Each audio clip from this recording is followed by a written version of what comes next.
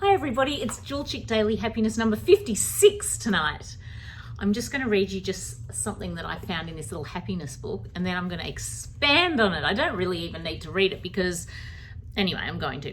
Too often we underestimate the power of a touch, a smile, a kind word, a listening ear, an honest compliment, or the smallest act of caring, all which have the potential to turn a life around.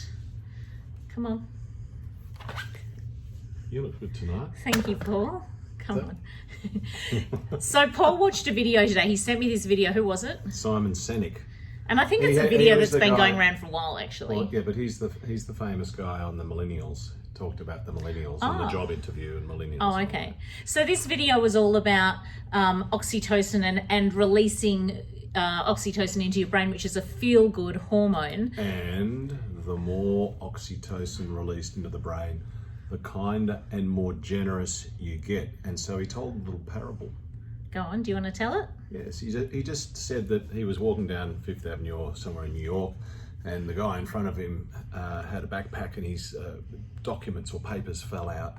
And so he just quickly, didn't think anything of it, reached down, picked up the papers and said, "Hey, you know, you've dropped it." And the guy said, "Oh, thank you very much." And that made Simon Sinek feel good. Yeah. Because it released oxytocin. And then, because there was no expectation and it was authentic. No, first of all, it made the guy who got the papers feel good. Yes, but then the guy said, the guy said, "Thank you." Thank you, which and that made him Simon feel Sinek good. feel good. And then he said, no, what happened was he kept walking down further, and then when he got to the corner, someone else had been watching, and the guy came over and said, "That was really nice, what you did. I saw what you did." And then that made him feel good. So, as he said, it turns out that witnessing a kind deed is as good at releasing oxytocin as doing the kind deed or receiving the kind deed. And so he said it's nature's way of people looking after people. Yeah. Because you become more generous when you have the oxytocin released into you. And I just saw it today and I thought, gee, I liked it. And I sort of thought, because I've had so many of you, I can't tell you how many people have written to me and said, "Please don't stop doing your videos. I look forward to them in the morning." And you know, like, because it's me, I think, really? Like, you don't always think that. That's what kept you making them, to be honest. That's what has kept me making them. And so now I'm thinking, maybe I'm giving you guys some oxytocin so you give it back. And he said that you are more likely to do these acts if you see them. Like, so he said that the guy who said to him, "Hey, that was really cool that you picked up those papers for someone. I saw you do that." Almost certainly he will go and do something kind that day. Said, that is the way of the world. Yes.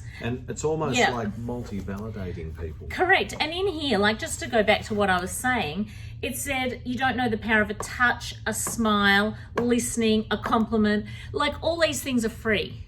You don't. It takes a minute, and my mum often says that it's really nice to get a hug because, you know, my dad's not around anymore, and she loves it when we hug her. Of course, we can't do that at the moment, but but Mum said she really loves it when we all give her a hug because she doesn't have any connection with everyone. You know, she lives on her own and oxytocin. All that. Yes, that is nice actually. That does make me feel good. That's so cute. Don't do that, that's tickly. Anyway, I would love to hear some of your stories back again. Tell me, when you watch this, tell me the last kind thing you did. I'd really love you to put it, like, wherever you're watching this. It's everywhere. Like, it's on YouTube, Facebook, Instagram. I sort of put it on Facebook and YouTube first, and then Instagram is like a couple of days later. It's like when you go to a charity, and you listen to the story there, and then someone stands up and says, "I'll give $5,000." And you go, "Whoa, gee, that feels good." Then someone else stands up and says, "I'll give $1,000." And it does, doesn't it? And they go, "Whoa, that feels good." And someone else says, "Anybody else want to give?" And like, it becomes very catchy. It's a bit like an auction, really, isn't it? I remember Lily and Frank did that at an auction once.